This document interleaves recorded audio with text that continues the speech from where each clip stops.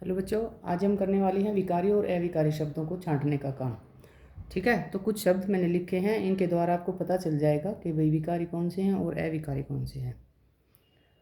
विकारी और अविकारी शब्दों को पहचानने की एक तो ट्रिक यही होती है कि आप उस शब्द को वाक्य में प्रयुक्त करके देख सकते हो। अगर वो वाक्य में प्रयुक्त करके, जैसे कि लिंग, वचन, काल, कारक आदि के साथ उनको जोड़ के देख सकते हो कि भाई उनका रूप परिवर्तित हो रहा है या नहीं।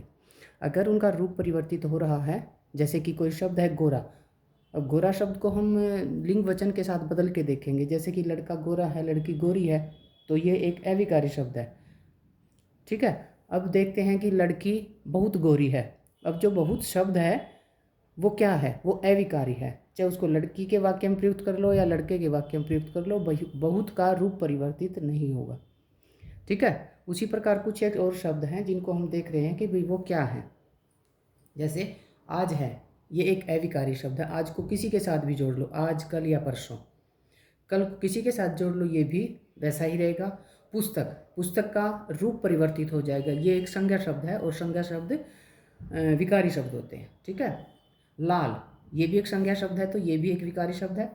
उसी प्रकार अब हम देखते हैं हरा, हरा भी एक विकारी शब्द है।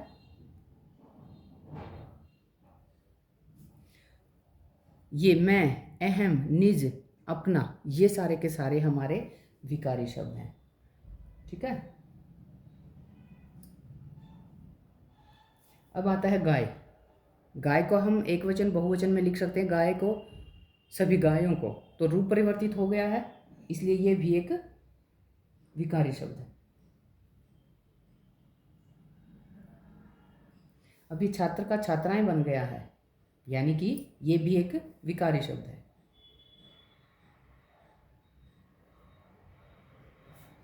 कम, कम क्या है? क्या बता सकते हैं कम क्या है? चलो हम बताते हैं, कम एक अविकारी शब्द है।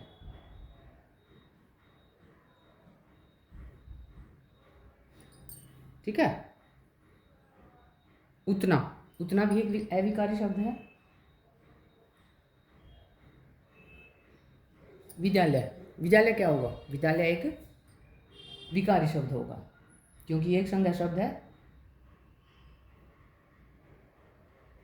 जैसे कि विद्यालय का विद्यालय बन जाएगा, तो ये एक विकारी, यानी का इसका रूप बदल जाता है, तो ये एक विकारी शब्द होगा। ठीक है, अब आगे क्या है? अतएव, अतएव का रूप परिवर्तित नहीं होगा, तो ये अविकारी है। ठीक है, यहाँ, यहाँ भी एक अविकारी शब्द होगा। अथवा, अथवा का भी कोई रूप परिवर्तित नहीं होना, इसलिए ये भी एक अविकारी शब्द है। भी एक ही और भी, ये क्या है?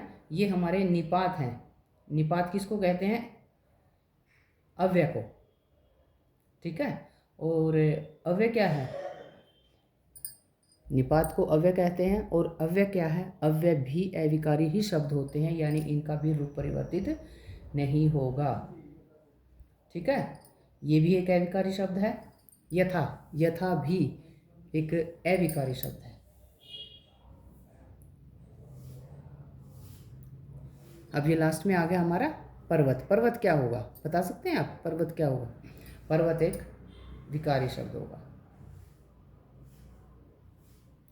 ठीक है, इस प्रकार मैंने कुछ आपको एग्जाम्पल बताए हैं कि अगर हम वाक्य में प्रयुक्त करके उस शब्द का रूप परिवर्तित हो जाता है ना, तो वो विकारी शब्द होगा। लेकिन यदि रूप परिवर्तित नहीं होता है तो वो एक अविकारी शब्द होगा। उम्मीद है आपको ये समझ में आ जाएगा। ठीक है।